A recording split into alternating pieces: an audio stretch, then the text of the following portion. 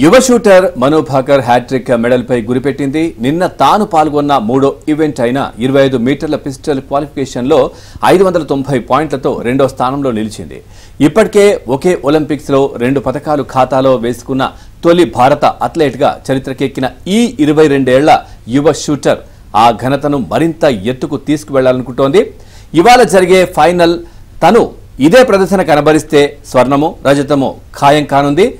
అదే జరిగితే హ్యాట్రిక్ మెడల్స్తో భారత ఒలింపిక్ చరిత్రలో సరికొత్త రికార్డు నెలకొల్పినట్లవుతుంది. 592 పాయింట్లతో హంగేరీ షూటర్ వెరోనికా మేజర్ తొలి స్థానంలో నిలిచింది. ఇక ఇది ఒలింపిక్ రికార్డ్.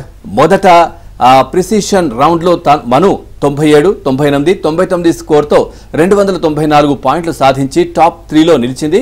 ఆ తర్వాత ర్యాపిడ్లో తొలి సిరీస్లో ఏకంగా 100 స్కోర్ చేయగా అనంతరం 98, 98తో 296 పాయింట్లు దక్కించుకుని ద్వితీయ స్థానంలో నిలిచింది. మరోవైపు తెలంగాణ షూటర్ ఈషా సింగ్ పేలవ ఆట తీరుతో 581 పాయింట్లతో 18వ స్థానంలో ఇంటిముఖం పట్టింది.